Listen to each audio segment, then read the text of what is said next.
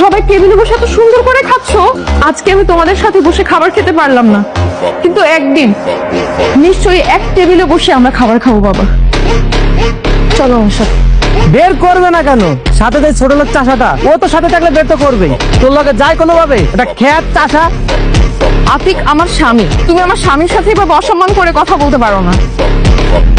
আব্বা আসসালামু আলাইকুম। খবরদার, তুমি কখনো আমার আব্বা বলো না। তোমার আমি চিনি না, কোনোদিন দেখি না। তুমি একটা লুবি, তুমি ষড়যন্ত্র করে আমার সরল সোজা মেয়েটার মাথাটা নষ্ট করছে। আমার সয় সম্পত্তির প্রতি তোমার লোভ আসছে। আমার মেয়েটারে খুশকে তুমি বিবাহ করছো, তোমার আমি ছাড়বো না। এগুলো কোনোটাই ঠিক না। আমি কোনো কিছুর প্রতি লোভ করে আপনার মেয়েরে বিয়ে করি নাই। আপনার মেয়ে আমারে ভালোবাসে, আমিও তারে ভালোবাসি। এখানে অর্থ সম্পত্তি কোনো কিছুই। খবরদার, তোমার মতো মুসিরে আমি চিনি না, কোনোদিন দেখি নাই। তুমি এমনি রেডি হয়ে কই যেতেছো? কামে যেতেছি। তুমি কি পাগল হয়ে গেছো? তুমি না অসুস্থ, এই অসুস্থ শরীর নিয়ে তুমি কাজে যাবা? কামে না গেলে খাইবে কি? হ্যাঁ? তুমি যাও, ঘরে যা শুয়ে থাকো, আর এই ঝাড়ুটা নিয়ে ঘরের কোনায় রেখে দাও, যাও। মেয়ে মানুষের কোনো মুসির কাজ করে? আরে ভাইজান কি লাগবে? জুতা পালিশ করে দেওয়া লাগবে? দেন পালিশ করে দিই। আরে সমস্যা তো আমার জোতায় না, সমস্যা আমার মনে। আরে এই মুসি কাম করে কয় টাকা পাও? চলো না এসি রুমে, জাস্ট 1 ঘন্টা সময় দিবা। তুমি মুসি কাম করে যে টাকা পাও, এর থেকে আমি ডাবল টাকা দিই। চলো না সুন্দরী।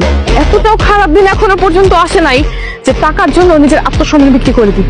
এখনো সময় আছে, আমার চোখের সামনে থেকে সরে যায়, নয়তো তোর জুতা দিয়ে আমি তোকে পেটাবো। আরে না, এটা কি কর? এই!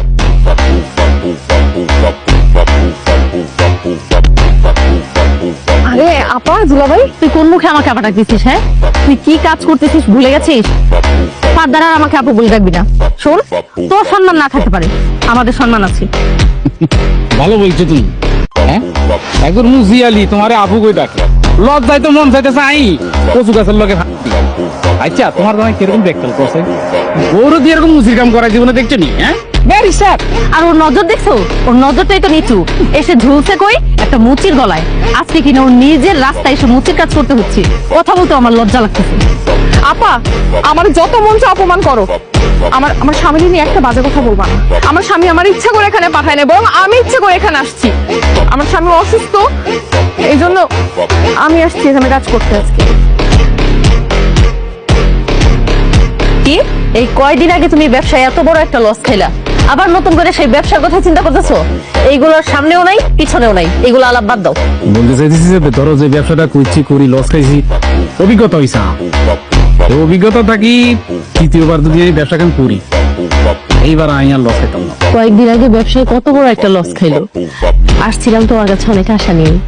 বাবা, তুমি যদি এবার 50 লাখ টাকা দাও, দেখবা তোমার জামাই ওর ব্যবসাটা আবার ঘুরে দাঁড় করাবে। বাবা, আমি তো তোমার আদরের মেয়ে, আর আমি জানি তুমি আমার কথা রাখবা। আসি তাইলে আব্বা। ঠিক আছে। স্যার, বিপদ করি আইছি স্যার, আঙ্গুর একটু সাহায্য করেন স্যার।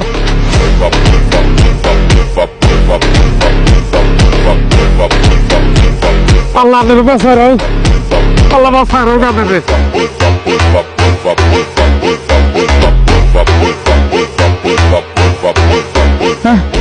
আর মাথা ঘুরে কিনলাই ফেলে ধরো। হ্যাঁ, আই কি স্বপ্ন দেখতেছি নাকি? তোমার বোন জামাই এত বড় লোক হলো কেন? দামি গাড়ি ব্যবহার করে কেন?